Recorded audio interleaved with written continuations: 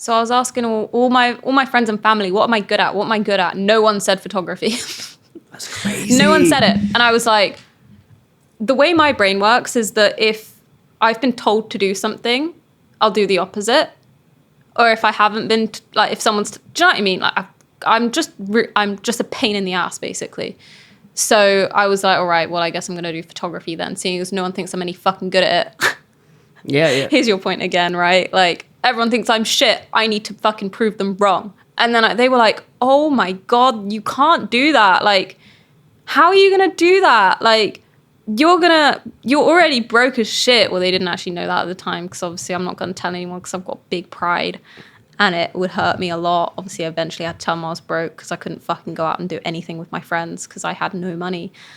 But yeah, I was like, okay, got on LinkedIn. Hi guys, like I'm a photographer now. Here's like a picture that I took. Let me know if you want me to take some photos of you and your company for free.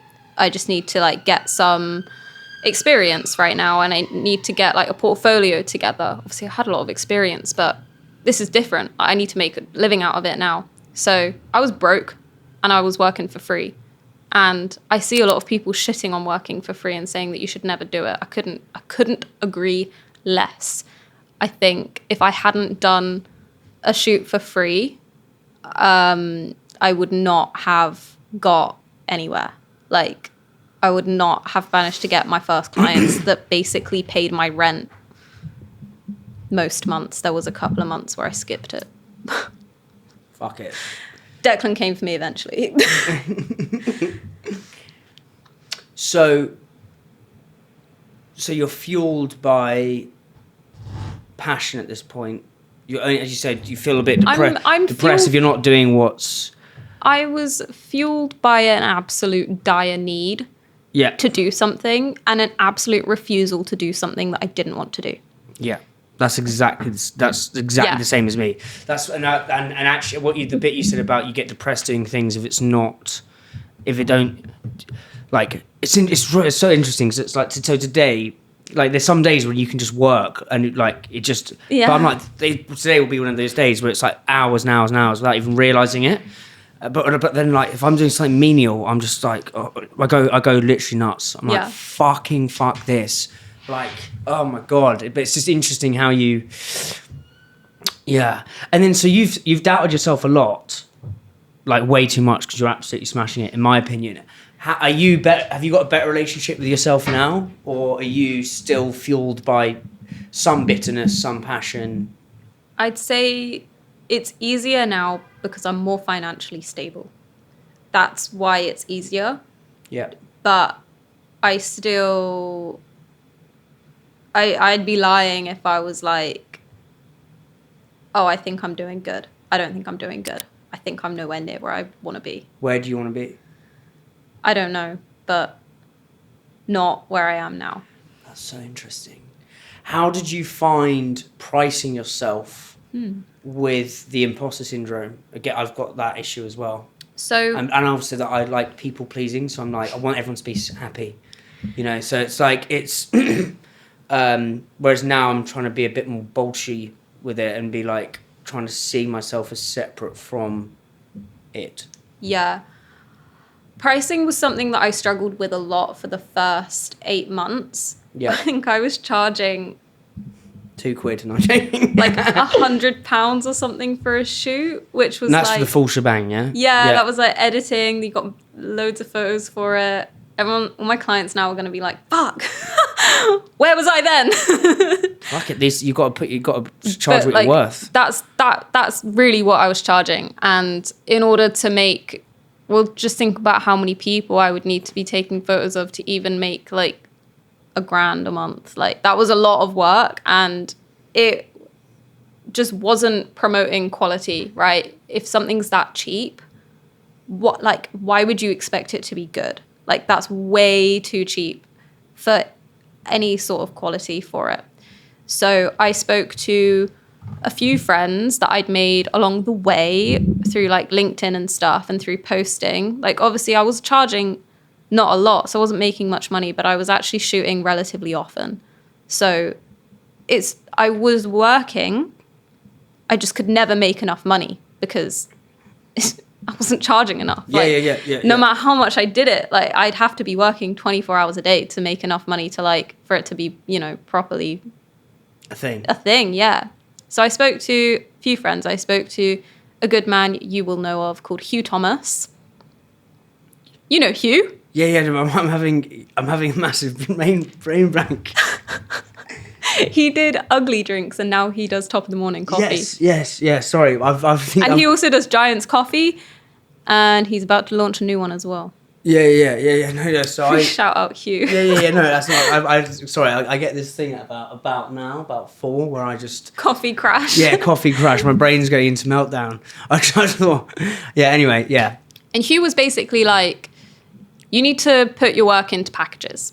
Like you need to package up what you're doing into like 2 or 3 packages that founders can look at and go, I want that one. Obviously, he's a founder. I want that one. Little Britain. I want that one. Exactly, as most founders, you know, that's what they're all like anyway. No, I'm joking. Yeah, that's jokes. God. Yeah, go on. Yeah, and he was like, he's a founder. He knows how it works. Yeah. Like he knows what their brains are like. I'd spent a lot of time around them, but I hadn't been one yet, really. So like, I was like, okay, yeah, you're talking sense. And he was like, also your prices are just insane. Like insanely cheap. Insanely low. Like he said I should like triple them. He was like, you should be charging so much more than that. And I was like, I absolutely cannot. Like I am in such a desperate need for money. Like I can't risk it being too high and not making any. Like at this time, Declan had come, I just moved out of Declan's house, thank God. I moved into a new flat and Declan came chasing me for all the rent I'd missed. So I just saved up a little bit of money and I had to give it all back to Declan. So we're about 1 year ago from today and I probably had about £15 to my name. Fucking hell. Yeah, I've really been through it, man. Like recently. But yeah, Hugh was like, fucking put your prices up. But when you speak to people that have money and they say shit like that, you're like, okay, that's so easy for you to say. But like, why should I believe you? Like, can you even remember what it's like to have? Also, I feel like there's a bit of guilt when you're trying to monetize your passion. Yeah. That's what I've had. And now I'm trying to sort of see it as Hungry is a media company. Yeah. And so you're just, and I don't know, I'm asking this selfishly. It's like, almost like, well, it's just tricky because your name's like on the front door, quite literally. But I think that having that separation from you, the work is what you're paying for. And I don't know if that's helped you. Being the CEO of your own work. You know Ryan Holiday, Stoic geezer. He's got a great book called Perennial Seller. Oh, I haven't read that one. You need to read that. You need to read that. I've read a lot of his other ones. Yeah, Perennial Seller is like a random book he wrote about like what makes great art. You know, Ryan Holiday used to work at American Apparel. Yeah, he was the marketing director. Yeah. I didn't even know it. He was my icon. Yeah, he's a G, absolute G. And he was saying that there's a part in that book that he says like be the CEO of your own work, and like so you're not like because I always felt like I'm my passion. Oh, I can't charge much for my passion, but it's actually no. It's the value you're giving. I don't know how you've kind of worked with that. I don't know if I had that problem, to be completely honest, but I definitely had a problem about like not thinking it was good enough to charge a lot of money for it, and also just having absolutely no idea what was normal to charge for it, because for some reason I had an absolute aversion to looking at what other people were doing. Like Why? In the first year of doing this, I didn't look at any other photographers' work because I was so prone to comparing myself to it in a really negative way. So I just didn't look at it. So I just built everything how I thought it would be good and just hoped it worked. Yeah. And actually, I think it was an all right way of doing it, because now I don't think most of the time, according to my clients that I've worked with, I don't get compared to other people now.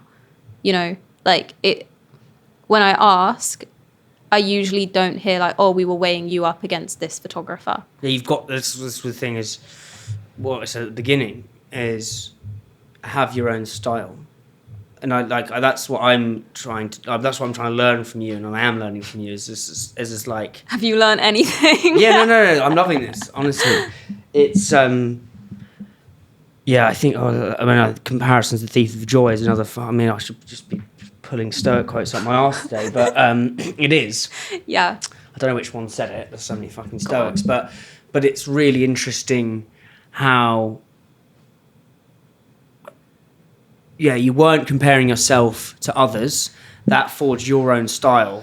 But then when it came to monetizing that style, you didn't have a benchmark of like, well, hang on, how am I pricing myself? Yeah, it's an interesting kind of paradox, that. Yeah, so I just had to ask, like, Hugh and Jordan from Mash Gang, who became my mentor, like, a little bit after this, but we were chatting as friends because he was one of my first clients.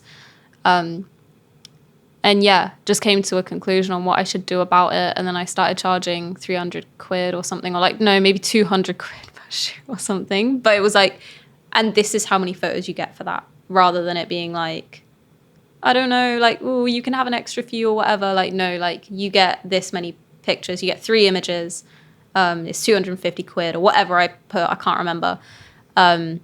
Or you can do this one, which is this many images and this much money, or you can do this one, which is this many images and this much money. Like, and then that, as soon as I did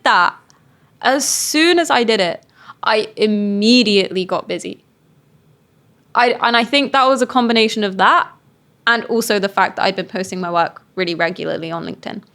Like, those two things together, from like this time last year, it was like a switch just flipped, like, amazing. And it was steady and it has been like climbing since. Amazing. And it's just like, I was fucking mind blown. Like being from like having like 15 quid to all of a sudden you're really busy and like you make a few grand, you're like, what? Sheesh, baby. Yeah, because like literally at that time, any amount of money is like really, really exciting. Espressos is sponsored by supply chain software gurus Unleashed. It talks to your eComm and accounting software. It's helped islands cut admin time in half, get granular clarity on your margins, know where your stock is, don't miss availability. Brands like Candy Kittens, Tiny Rebel and Trip all use Unleashed, and so should you.